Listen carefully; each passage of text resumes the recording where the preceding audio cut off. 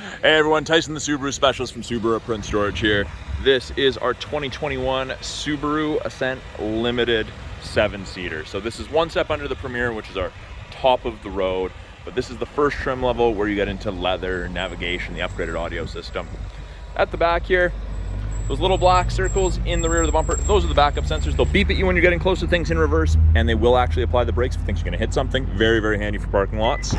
Power lift gate from the door, the driver's seat, or from the key fob.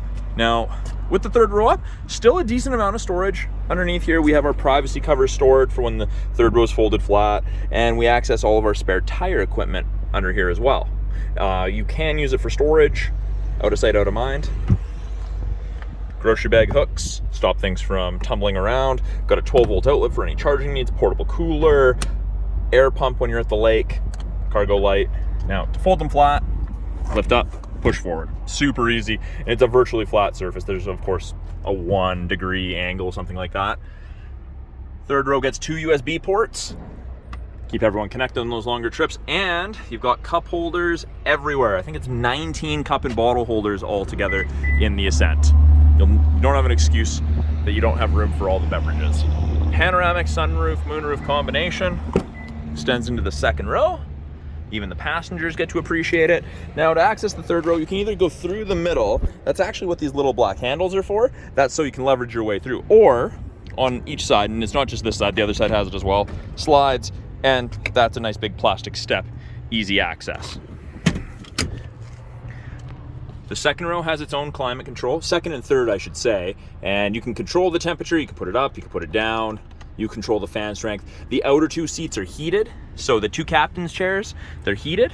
And the climate control vents are actually out of the roof, so you actually feel the heat and the cold. You don't wait for the floor to heat up or cool down before you get it as a passenger. Again, 2 more USB ports for charging, more cup holders, bottle holders in the doors, cup holders in the doors.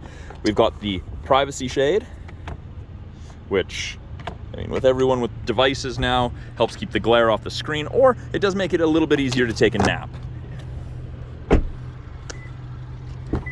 Up front, power windows, locks, mirrors, as you'd expect. 2 position memory setting will remember your mirror position and your seat position. Now, there is kind of a disclaimer with that. It will not remember your manual thigh adjustment, nor will it remember your lumbar support level, because that's something that can change depending how long you're in the car for. On the sides of the mirrors, there's a little black screen on both side mirrors. That's your blind spot detection, and it illuminates like so whenever someone's in your blind spot or going to be in your blind spot momentarily. Pretty darn cool. Doesn't eliminate shoulder checking, but it sure does help. Down here, that's how you open the rear hatch. This turns on all of the interior lights, all of the upper lights.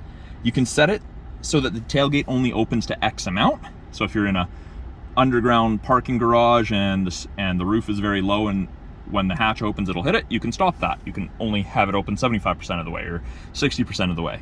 Brightness for the gauges controlled by the scroll wheel, traction control, and your blind spot detection. Left hand side of the steering wheel has our Bluetooth and audio controls, make and take calls, control the volume of the calls, the music. These will change this. Every time you hit an arrow, it gives you a different piece of information. I personally like the digital speedometer. Right hand side are adaptive cruise. So the cruise that follows at a set distance behind the vehicle ahead of you, should you catch up.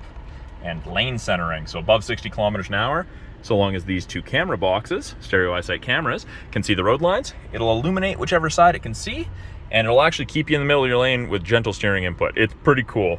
Nice for longer trips. Heated steering wheel. I know I can't really see that the light's on, but it is. It's a faint orange light. Up here, little piece of information that you can cycle through. I know the camera's not really wanting to focus. There we go. Every time you hit the button here, it changes up there. Gives you different information depending what you're wanting to look at. I personally like the navigation destination one. Actually, speaking of that, you've got this giant 8-inch touchscreen. You have the physical buttons below. You hit map, brings up nav, home button, takes you there. You can play with settings. You've got Apple CarPlay and Android Auto. The grayed out on the right-hand side because a device isn't plugged into it. Put it in reverse, backup camera shows up, shows you the top of the bumper so you have something to relate to. Rear assist braking is on, parking sensors are on. So it gives you almost a 180-degree view. It's pretty darn cool. 3 zones of climate control here. driver side temp, passenger side temp, rear. And it is synced.